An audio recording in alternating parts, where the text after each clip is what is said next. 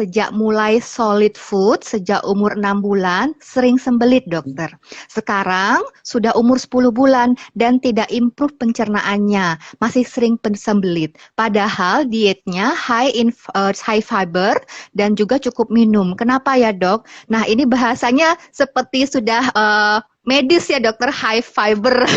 Jadi mungkin momsnya sudah mengerti, sudah mungkin searching sendiri, anaknya sudah umur 10 bulan, mulai 6 bulan mulai MPASI ternyata tetap sembelit walaupun sudah diberikan makanan yang kaya serat. Bagaimana ya dokter untuk masalah seperti ini ya dok? Baik, ini di praktek sering kita ketemu yang seperti ini. Dan sebagai dokter tentu akan mengklarifikasi ulang lagi statement high fibernya itu, apakah betul high fiber apa tidak gitu. Dan tentu pilihannya yang mana dianggap buah-buah yang fibernya baik untuk melunakkan feses, itu yang perlu diklarifikasi. Namun begini, memang di masa transisi 6 bulan itu mulai kita memberikan makanan pendamping ASI, memang akan sering terjadi sulit buang air besar. Kalau kita ibaratkan orang lagi latihan olahraga tertentu, itu adalah masa latihannya. Jadi apapun bisa terjadi di sana di masa 6 bulan itu.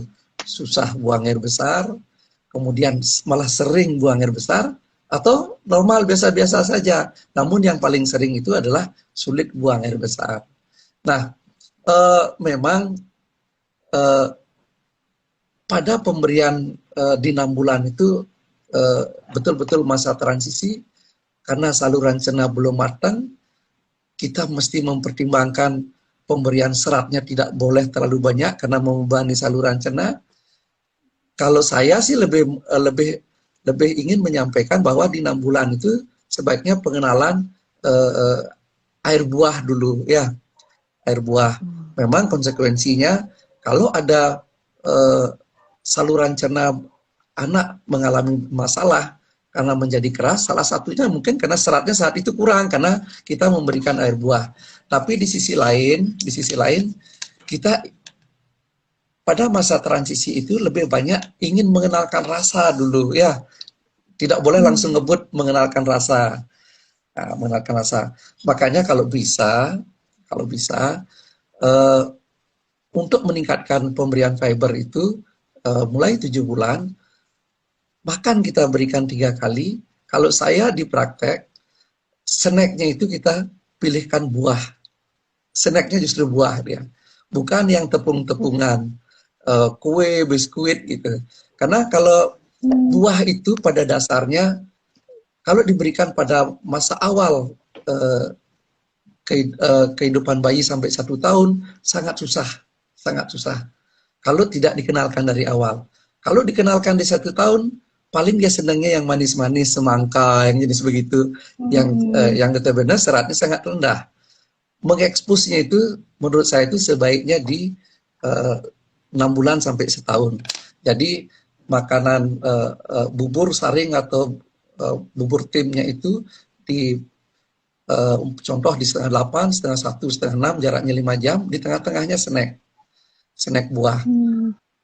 Terus susunya kapan? Susunya sebaiknya karena pada saat itu masa transisi, kita tidak boleh banyak-banyak juga buburnya. Jadi kekurangannya itu habis makan disambung dengan susunya, di buahnya langsung disambung dengan susunya. Sehingga dalam 2,5 jam lambung bayi itu akan mengalami pengosongan. Di saat itulah puncak laparnya muncul lagi. Gitu. Nah, pemilihan buah inilah yang paling penting. Yang mana dipilih? Tentu yang banyak seratnya. Contoh, melon itu banyak. Kemudian pepaya, apel, pir, apokat. Bahkan saya di praktek menyarankan buah nangka lagi yang sudah masalah begini karena seratnya banyak sekali. Gitu. Jadi bagus hasilnya, ya bagus. Mungkin jumlahnya perlu diperhitungkan juga. Jadi sebagai hitung-hitungan di 7 bulan itu mungkin 5 sendok makan dewasa dalam bentuk seperti bubur atau jus itu sudah cukup dia untuk pagi dan sorenya. Bulan berikutnya naik menjadi 6, berikutnya naik lagi seperti itu. Tentu setelah itu kita sambung dengan susu formulanya di masa transisi itu. Mungkin itu pemilihan serat itu penting sekali ya.